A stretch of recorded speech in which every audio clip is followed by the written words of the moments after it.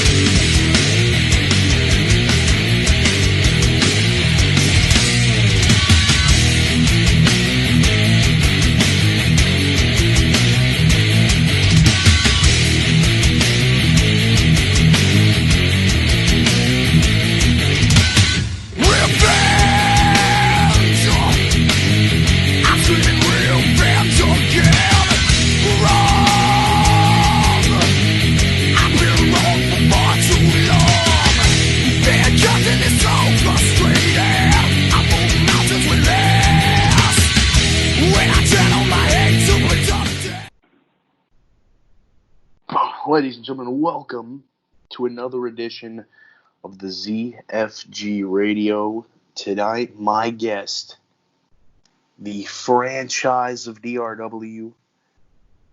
This man has been under many banners and been known by many different names. We know him as the Blade Runner, Corbin Hyde, the cunt of personality. Corbin, welcome to the show. Doing your little radio show, but I'm not hearing a very specific thing that I've asked for in order for your wonderful little plans to go through. The real world champion of DRW, Corbin Hyde. There it is. Now, Corbin, before we get to what's going on this go around, let's talk about Corbin Hyde, the person. We've known you as Taven Andrews. We've known you as Corbin Hyde. What made you decide to stick to Corbin full time instead of going to Taven? Honestly, I started the Corbin Hyde character, and I don't know if you remember this. It was back when I was recruited by Tiger Rivera and Shin Kikido to join Los Ingobernables de Norte America. It was also coincidentally the first time Sean Ripper and I stepped foot in the ring. I was under the Corbin Hyde banner. And that character just stuck. That character just kind of stuck, and it's always... I achieved the most success of my career as Corbin Hyde. So, you, just like me, you've competed for many different companies over the last 10 to 12 years. Outside of DRW, which company do you feel like you had the most success in? Probably EWG. Either EWG or a little indie fed out in Kansas City known as PWA, run by Psycho Steve Thomas. Okay. Now, a lot of people have tagged you as the franchise of DRW. Let's talk about the Rocky debut, because the night that we first saw you at all, you were under the Taven Andrews gimmick. You would win the once-in-a-lifetime briefcase ladder match, which, for those of you who don't know what that is the equivalent to the Money in the Bank. And then you would cash in later that night in the middle of a fatal four-way for the world title that was happening, which had guys like TJ Shadows. I want to say Nate Faber was in the match. I remember it was an iconic fatal four-way. Faber wasn't in the match. He interfered. Okay. To screw over Josh Collins. That's right. Josh Collins was in there too. So you debut, you along with the congregation, they help you cash in the once-in-a-lifetime briefcase, and you win the world title. The Dark Mania ends with you as world champion, and boy, the backlash that DRW and you got for that decision. Let's talk about it. And it was your decision. I didn't ask you to do that. To clear some things up. No. Yeah, it was never your decision to do that. Everyone knows that the decision for the once-in-a-lifetime briefcase was always made by me. When I was going to cash it in, what I was going to do with it. Sometimes I did creative liberties where I could be like, hey, when do you want to cash in? Some guys would be like, Dark Mania. And they'd be like, all right, we'll make it work. But do you regret that decision, or do you think that was one of the most iconic moments of your career?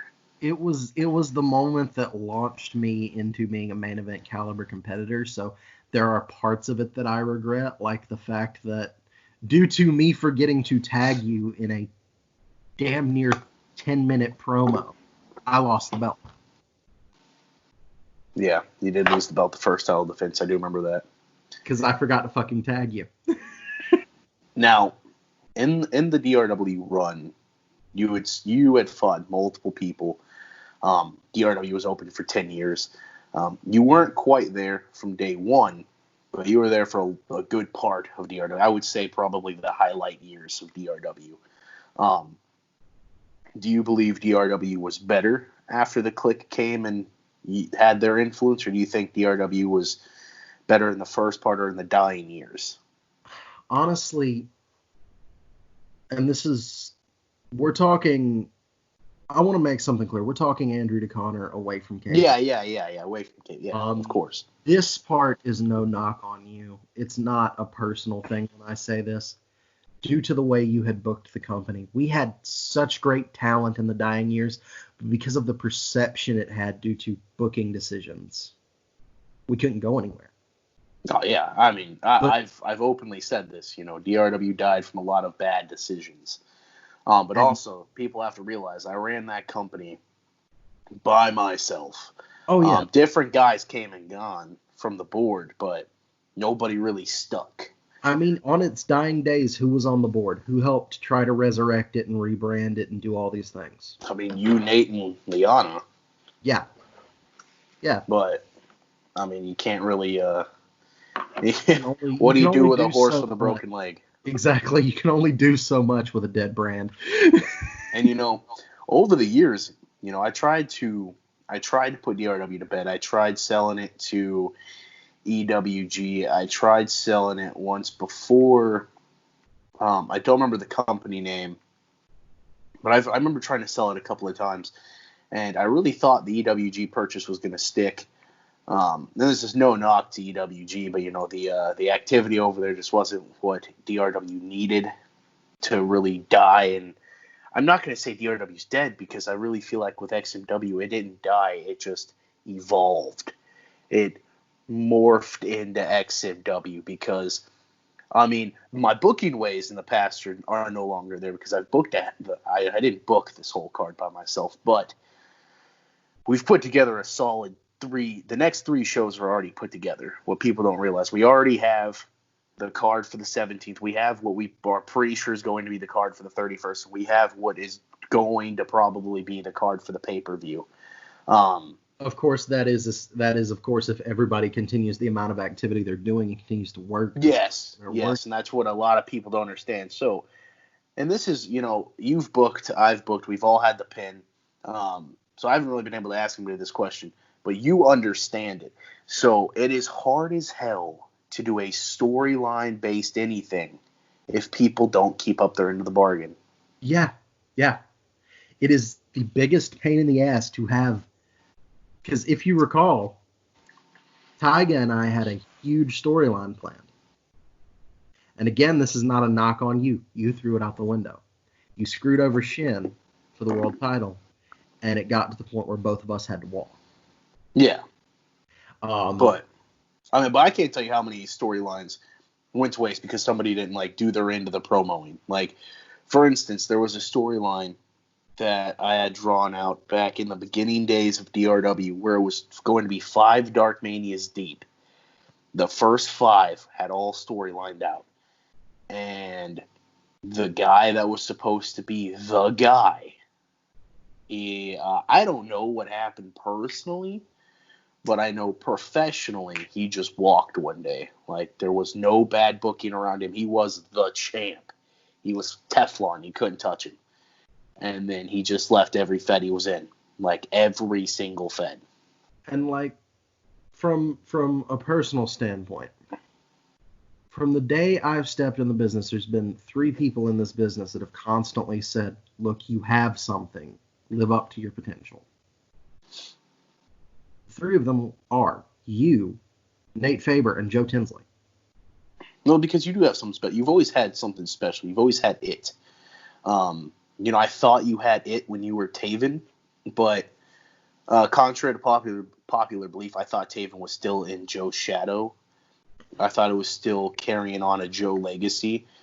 And then when you morphed and you created Corbin Hyde, and Corbin Hyde still has some Taven aspect, but it's still Corbin Hyde. Like, I enjoy writing Corbin Hyde matches. Like this match that I've already basically already written between you and Sean, one of the favorite matches I've ever wrote in my life, because there was so much there that I have so much respect for both of you guys. When I wrote that match, I'm giggling the whole time. So I'm like, this is fucking awesome. Like, this is a fucking awesome match. Dude, I get that, because I, as someone who's actively participating in this story, I'll sit here and I'll watch Sean's promos and I'll watch what you're doing, because I'm trying to incorporate you into it to build to the match that I personally want on the 31st.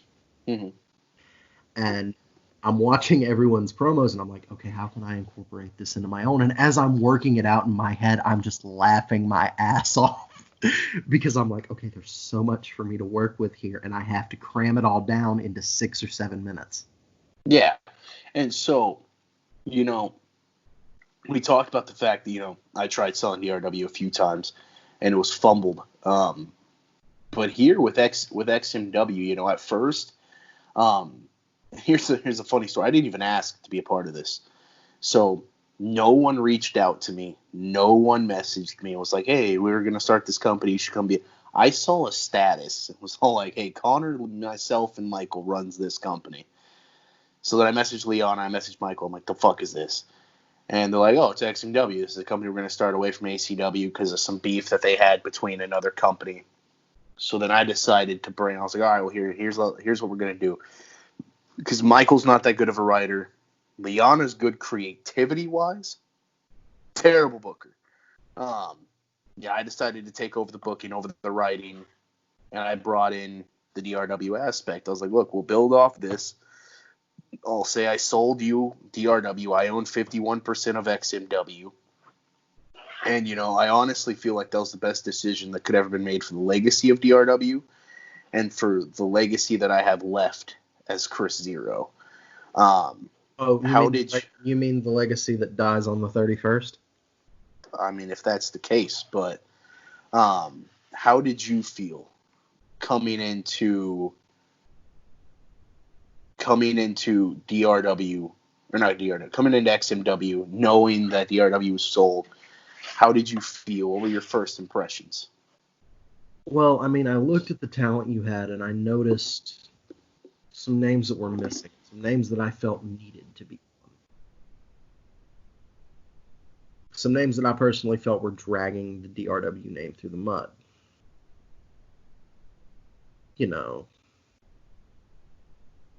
And I noticed that you managed to get Tyler to come out of his shell. To come out Tyler's of that, no longer Tyler H. to come out of that Triple H mold. And it was really cool to see that. And I'm like, okay, I wonder what Connor has planned for me. I had no idea what you had planned. You had not messaged me once before I commented in that group. You didn't message me a single time. And as soon as I comment, I start getting messages from you talking about, hey, we're going to do this. We're going to do this. We're going to do this. So when you came in, the moment I seen your name pop up, I was in the middle of a creative meeting. And we were throwing out names of who could best me as world champion. Who could really build, who we could put the legacy of XMW on and build to the next generation. And, Liana was throwing names out. Michael was throwing names out. I just looked at them both. I was like, what about Corbin? And Michael looked at me. He's like, you sure?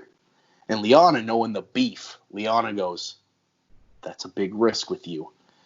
And I said, it's not personal. It's I will not let personal feelings cloud my judgment. I honestly feel like Corbin can be the future.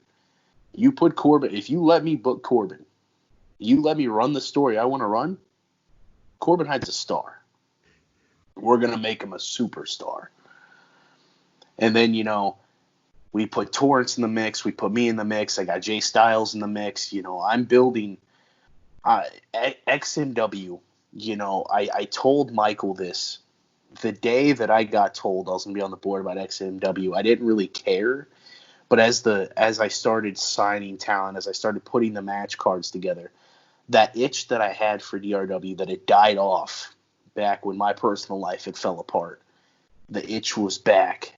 The goosebumps were back.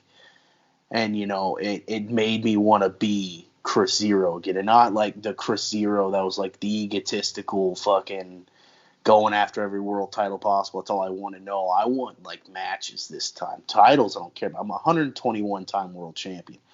Like, I'm to the point in my career where the world titles don't matter anymore. It's the matches. Because like I said in my last promo, I got more matches behind me than I do in front of me. Yeah.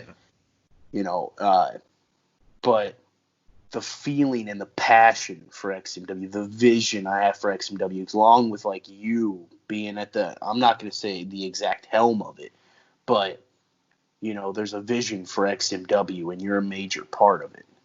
So like with that said, we're like, compared to how you felt in DRW, do you feel stronger about XMW, or is it still having to like rub on you? No, dude, the moment that I showed up and we discussed what the plan was, and we discussed everything that you had planned, I immediately, it was like, you and I both know that when DRW closed, I walked away and I was gone for quite a while. Yeah, you're gone for a while. And that spark in my stomach had all but was gone. The flame that was there all but was gone at this point. And all of a sudden, we discussed this huge storyline, how it's going to have implications for everything. And all of a sudden, I'm seeing a gold mine here of an opportunity to work with people who I should have been able to work with before. And that fire in my gut all of a sudden had gasoline poured on it. I mean, I don't have as much stress with XMW as I did with DRW, because with DRW I was having to do it all by myself. I was having to sign the talent, do storylines for every single match on that card. I had to have a story around it. I had to create it. I had to run it. This time I'm having daily board meetings. We're discussing every storyline possible for every little thing. We got a match that's not even really going to happen until the pay-per-view. We have 2 mid-card championships we're bringing in. We're trying to get the tag team division going. We're trying to get a women's division going. I'm getting to throw ideas out that I haven't had since DRW. And, it's that feeling of being accepted, but also being able to bring something to the table. I have that 10-year experience, Dude, I get that. I don't know if you know this, but the day of my world title match, if it happens, will be the 6-year anniversary of me and E-Fitting. And see, like, what better way than to spend it in a world title match? Exactly. Getting your teeth kicked in, but it's all right. You've got such a wealth of knowledge on that board. Yeah, I mean, you got Liana, who brings in a 20-plus year experience. And then you got me, who I've been doing this for 10-plus years. And then you got Michael. Michael's a little bit newer, but Michael's been around the block a time or two. And the dude's got, like, he's a young, hungry owner. Like, he wants this. He just doesn't know how to make it work. And, I see a lot of myself in Michael, because a lot of the early decisions he was making, I was making. Like, he was quick to throw the first big star he saw in a world title match. And I was like, but what we could do is build him. And they're like, well, he's already a big star. No, he was a big star over there. Not a big star here. No one here yet is a star. This is our chance to make a star. So then, we got guys like Scott St. Pierre, who I can't personally stand, but the dude's good. Dude's talented. Then we got you. We got Tyler coming out of the show. We got Torrance, Jay, David Hill, Psycho Mike. A lot of these guys, they're talented. Nate's back. It's a huge talent pool, and I'm really excited for the future of XMW. I'm excited for your future. I'm excited for it all. Yeah, and I can see that in the way it's being built, and the beauty of what you're really doing with a lot of the talent is you're letting them tell their own stories, which you weren't really doing with DRW. Well, it's because I always felt like I had to have a grip on everything going on. This time everyone has more freedom. I get to have more freedom. I think the best part of being able to do what I'm doing right now is I've watched guys go from being that generic talent who can just sit in front of a camera and talk to really being able to tell a story with their promo. I watched Liana, for instance. Liana coming from a daughter of a legend, and with her experience and stuff, I watched her go from a stalled out, plateaued superstar to now she's reinvented herself in the promo she just cut earlier. So good.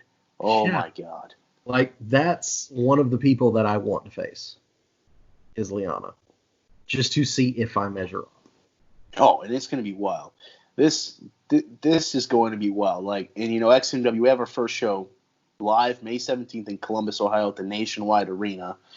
And the match that Corbin has been talking about is Corbin Hyde will face Sean Ripper in a no-holds-barred match. And the winner of that will meet the winner of the World Heavyweight title match May 31st live in Dallas, Texas at the American Airlines Arena for the World Championship. And if I have my way, that won't be the only time you see me that night. In the closing moments of this show, I want to ask, how excited are you for this match with Sean Ripper? Because in the beginning, it was just Sean Ripper versus Corbin Hyde. And, there really wasn't a story there. The last week, you guys have told such a beautiful story. Such a personal story. And do you know how that came about? How? All this started when Sean was shooting on me trying to get the match. And I was like, you know what? Keep shooting on me. I have a way to go with this and work it into a storyline. And that's how the kayfabe killer shit came about. Yeah. That's the whole reason that started. And it's crazy, and you've done such a good job.